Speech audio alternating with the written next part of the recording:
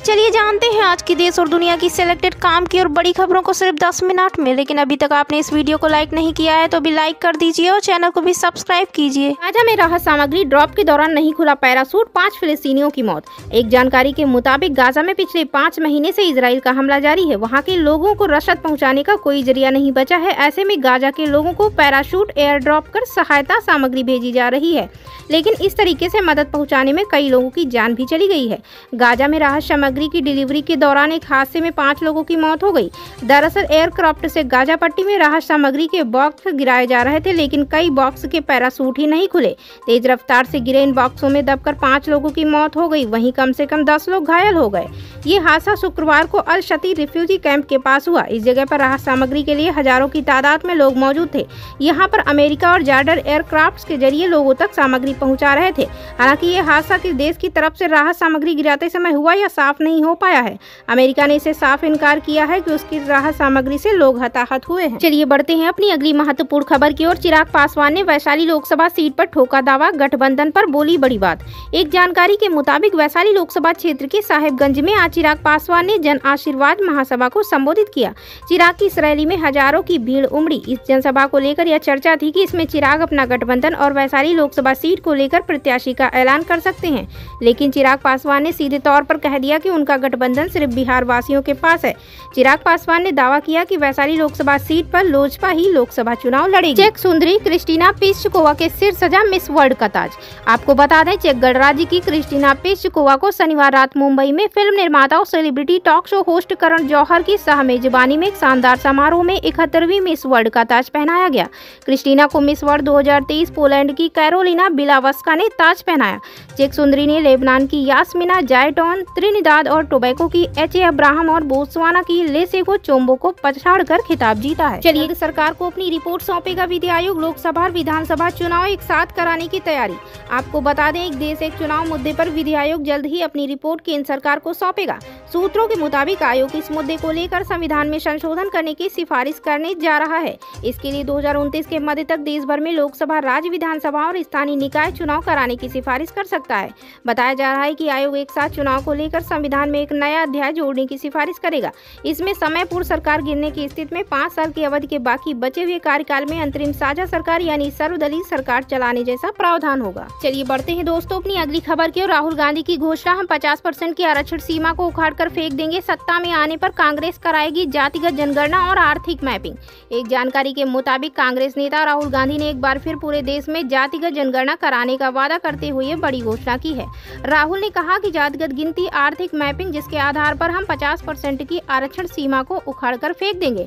X पर एक post में राहुल गांधी ने कहा कि हमने कभी सोचा है कि गरीब कौन है, कितने हैं और किस स्थिति में हैं? क्या इन सभी की गिनती जरूरी नहीं? बिहार में हुई जातिगत गिनती से पता चला कि गरीब आबादी के 88% लोग दलित, आदिवासी, पिछड़े और अल्पसंख्यक समाज से आते हैं। बिहार से आए आंकड़े देश की असली तस्वीर एक छोटी सी झलक मात्र हैं। हमें अंदाजा तक नहीं कि देश की गरीब आबादी किस हाल में जी रही है। इसलिए हम 2 ऐतिहासिक कदम उठाने जा रहे हैं, जातिगत गिनती, आर्थिक मैपिंग, जिसके आधार पर हम 50% की आरक्षण सीमा को उखाड़कर फेंक देंगे। 13,000 फीट की ऊंचाई, 825 करोड़ की लागत। पीएम मोदी ने किया अरुणाचल प्रदेश में सेला सुरंग का उद्घाटन। आपको बता दें, प्रधानमंत्री नरेंद्र मोदी ने शनिवार को अरुणाचल प्रदेश के तवांग में 13,000 फीट की ऊंचाई पर बनी दुनिया की सबसे लंबी सुरंग का उद्घाटन किया। पीएम मोदी ने सेला सुरंग को राष्ट्र को समर्पित किया। ये सुरंग तवांग को हर मौसम में कनेक्टिविटी प्रदान करेगी। इससे चीनी बॉर्डर की दूरी करीब 10 किलोमीटर तक कम हो जाएगी। प्रधानमंत्री ने इस सुरंग की आधारशिला फरवरी 2019 में रखी थी। बता दें कि 13,000 फीट की ऊंचाई पर बनाई गई दुनिया की सबसे लंबी 2 लेन सुरंग है। इसको बनाने में लेटेस्ट टेक्नोलॉजी का इस्तेमाल किया गया है। इस टनल पर बर्फबारी का असर नहीं होगा। भगोड़े नीरव मोदी पर चला लंदन हाई कोर्ट का डंडा। बीओआई को भारी भरकम रकम देने का किया आदेश। आंकड़े जान उड़ जाएंगे होश। आपको बता दें, भारत से लंदन भागे हुए हीरा कारोबारी नीरव मोदी पर लंदन हाई कोर्ट का डंडा चला है। उन्होंने शुक्रवार यानी 8 मार्च को थेम्साइड जेल में बंद हीरा कारोबारी नीरव मोदी के खिलाफ एक फैसला सुनाया, जिसमें बैंक ऑफ इंडिया को $8 मिलियन का भुगतान करने का आदेश दिया। इससे पहले बैंक ऑफ इंडिया ने नीरव मोदी की दुबई स्थित कंपनी 5 स्टार डायमंड FZE से $8 मिलियन की वसूली के लिए लंदन के हाई कोर्ट में अर्जी दायर की। इसी बीच बढ़ते हैं अपनी अगली खबर की ओर। बैंक कर्मियों का वेतन 17 15% बढ़ा, हफ्ते में 5 दिन ही खुलेंगे बैंक, छुट्टियों में कई बदलाव। एक जानकारी के मुताबिक चुनाव से पहले बैंक कर्मचारियों और बैंक अधिकारियों को वेतन वृद्धि का तोहफा मिल गया है। लंबे समय से अटके समझौते पर शुक्रवार को इंडियन बैंक एसोसिएशन और all India bank officers association ने दस्तखत कर दिए। हफ्ते में 5 दिन की बैंकिंग को भी IBA ने स्वीकार कर लिया है। इसे सरकार के पास भेजा जाएगा, जिस पर 6 महीने के अंदर फैसला लिया जाएगा। वेतन वृद्धि समेत अन्य सुविधाएं तत्काल प्रभाव से लागू हो गई हैं। इसका लाभ 1 नवंबर 2022 से मिलेगा। बीजेपी का आंध्र प्रदेश में चंद्रबाबू नायडू और पवन कल्याण के साथ गठबंधन फाइनल। आपको बता दें, लोकसभा चुनाव में 400 सीटें जीतने के अपने लक्ष्य हासिल करने के लिए NDA का विस्तार करने की कोशिश में जुटी भाजपा ने आंध्र प्रदेश में तेलुगु देशम पार्टी और जनसेना पार्टी के साथ गठबंधन को अंतिम रूप दे दिया है। इसे लेकर कई दिनों से अटकलें लगाई जा रही थी। गठबंधन पर मुहर लगाने की घोषणा करते हुए TDP प्रमुख चंद्रबाबू नायडू ने शुक्रवार को कहा कि आगामी चुनाव के लिए भाजपा TDP और जनसेना के बीच गठबंधन पर सहमत बन गई है। उन्होंने कहा कि गठबंधन आंध्र प्रदेश में विधानसभा चुनाव में जीत हासिल करेगा। आंध्र प्रदेश विधानसभा के चुनाव लोकसभा चुनाव के साथ हो सकते हैं। भाजपा के राष्ट्रीय अध्यक्ष JP नड्डा ने NDA में शामिल होने के चंद्रबाबू नायडू और पवन कल्याण के फैसले का स्वागत किया है। इसी के साथ बढ़ते हैं अपनी अगली खबर की ओर। झूठ बोलकर सेना में कर रहे भर्ती सावधान रहें, रूस में फंसे भारतीयों पर MEA ने किया अलर्ट। एक जानकारी के मुताबिक रूस में काम करने के लिए ठगे गए भारतीय नागरिकों के मामले को लेकर भारत सरकार ने बयान जारी किया है। विदेश मंत्रालय यानी MEA के प्रवक्ता रणधीर जायसवाल ने शुक्रवार को कहा, कई भारतीय नागरिकों को रूसी सेना में काम करने के नाम पर धोखा दिया गया है। उन्होंने कहा, हमने ऐसे भारतीय नागरिकों की शीघ्र रिहाई के लिए मामले को दृढ़ता से उठाया है। झूठे बहाने बनाकर उन्हें भर्ती करने वाले एजेंटों के खिलाफ कड़ी कार्रवाई शुरू की गई है। हम रूसी सेना में सहायक स्टाफ के रूप में काम कर रहे अपने नागरिकों की शीघ्र रिहाई और फिर अंततः घर लौटने के लिए प्रतिबद्ध हैं। गाजा में राहत सामग्री ड्रॉप के दौरान नहीं खुला पैराशूट, 5 फिलिस्तीनियों की मौत।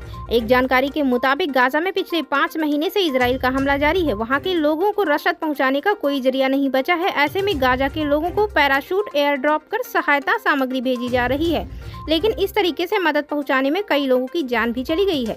गाजा में राहत सामग्री की डिलीवरी के दौरान एक हादसे में 5 लोगों की मौत हो गई। दरअसल एयरक्राफ्ट से गाजा पट्टी में राहत सामग्री के बॉक्स गिराए जा रहे थे, लेकिन कई बॉक्स के पैराशूट ही नहीं खुले। तेज रफ्तार से गिरे इन बॉक्सों में दबकर 5 लोगों की मौत हो गई, वहीं कम से कम 10 लोग घायल हो गए। ये हादसा शुक्रवार को अल शती रिफ्यूजी कैंप के पास हुआ। इस जगह पर राहत सामग्री के लिए हजारों की तादाद में लोग मौजूद थे। यहाँ पर अमेरिका और जॉर्डन एयरक्राफ्ट के जरिए लोगों तक सामग्री पहुँचा रहे थे। हालांकि ये हादसा किस देश की तरफ से राहत सामग्री गिराते समय हुआ या साफ नहीं हो पाया है। अमेरिका ने इसे साफ इनकार किया है कि उसकी राहत सामग्री से लोग हताहत हुए हैं। चलिए बढ़ते हैं अपनी अगली महत्वपूर्ण खबर की ओर। चिराग पासवान ने वैशाली लोकसभा सीट पर ठोका दावा, गठबंधन पर बोली बड़ी बात। एक जानकारी के मुताबिक वैशाली लोकसभा क्षेत्र के साहेबगंज में आज चिराग पासवान ने जन आशीर्वाद महासभा को संबोधित किया। चिराग की इस रैली में हजारों की भीड़ उमड़ी। इस जनसभा को लेकर यह चर्चा थी कि इसमें चिराग अपना गठबंधन और वैशाली लोकसभा सीट को लेकर प्रत्याशी का ऐलान कर सकते हैं, लेकिन चिराग पासवान ने सीधे तौर पर कह दिया कि उनका गठबंधन सिर्फ बिहार वासियों के पास है। चिराग पासवान ने दावा किया कि वैशाली लोकसभा सीट पर लोजपा ही लोकसभा चुनाव लड़ेगी। चेक सुंदरी क्रिस्टीना पिस्चकोवा के सिर सजा मिस वर्ल्ड का ताज। आपको बता दें, चेक गणराज्य की क्रिस्टीना पिस्चकोवा को शनिवार रात मुंबई में फिल्म निर्माता और celebrity talk show host Karan Johar की सह मेजबानी में एक शानदार समारोह में 71वीं मिस वर्ल्ड का ताज पहनाया गया। क्रिस्टीना को मिस वर्ल्ड 2023 पोलैंड की कैरोलिना बिलावस्का ने ताज पहनाया। चेक सुंदरी ने लेबनान की यास्मिना जायटोन, त्रिनिदाद और टोबैको की एच.ए. अब्राहम और बोत्सवाना की लेसेगो चोम्बो को पछाड़कर खिताब जीता है। चलिए, सरकार को अपनी रिपोर्ट सौंपेगा विधि आयोग। लोकसभा और विधानसभा चुनाव एक साथ कराने की तैयारी। आपको बता दें, एक देश एक चुनाव मुद्दे पर विधि आयोग जल्द ही अपनी रिपोर्ट केंद्र सरकार को सौंपेगा। सूत्रों के मुताबिक आयोग इस मुद्दे को लेकर संविधान में संशोधन करने की सिफारिश करने जा रहा है। इसके लिए 2029 के मध्य तक देश भर में लोकसभा, राज्य विधानसभा और स्थानीय निकाय चुनाव कराने की सिफारिश कर सकता है। बताया जा रहा है कि आयोग एक साथ चुनाव को लेकर संविधान में एक नया अध्याय जोड़ने की सिफारिश करेगा। इसमें समय पूर्व सरकार गिरने की स्थिति में 5 साल की अवधि के बाकी बचे हुए कार्यकाल में अंतरिम साझा सरकार यानी सर्वदलीय सरकार चलाने जैसा प्रावधान होगा। चलिए बढ़ते हैं दोस्तों अपनी अगली खबर की ओर। राहुल गांधी की घोषणा, हम 50% की आरक्षण सीमा को उखाड़ कर फेंक देंगे। सत्ता में आने पर कांग्रेस कराएगी जातिगत जनगणना और आर्थिक मैपिंग। एक जानकारी के मुताबिक कांग्रेस नेता राहुल गांधी ने एक बार फिर पूरे देश में जातिगत जनगणना कराने का वादा करते हुए बड़ी घोषणा की है। राहुल ने कहा कि जातिगत गिनती, आर्थिक मैपिंग, जिसके आधार पर हम 50% की आरक्षण सीमा को उखाड़ कर फेंक देंगे। एक्स पर एक पोस्ट में राहुल गांधी ने कहा, क्या हमने कभी सोचा है कि गरीब कौन है, कितने हैं और किस स्थिति में हैं? क्या इन सभी की गिनती जरूरी नहीं? बिहार में हुई जातिगत गिनती से पता चला कि गरीब आबादी के 88% लोग दलित, आदिवासी, पिछड़े और अल्पसंख्यक समाज से आते हैं। बिहार से आए आंकड़े देश की असली तस्वीर एक छोटी सी झलक मात्र हैं। हमें अंदाजा तक नहीं कि देश की गरीब आबादी किस हाल में जी रही है। इसलिए हम 2 ऐतिहासिक कदम उठाने जा रहे हैं: जातिगत गिनती, आर्थिक मैपिंग, जिसके आधार पर हम 50% की आरक्षण सीमा को उखाड़कर फेंक देंगे। 13,000 फीट की ऊंचाई, 825 करोड़ की लागत। पीएम मोदी ने किया अरुणाचल प्रदेश में सेला सुरंग का उद्घाटन। आपको बता दें, प्रधानमंत्री नरेंद्र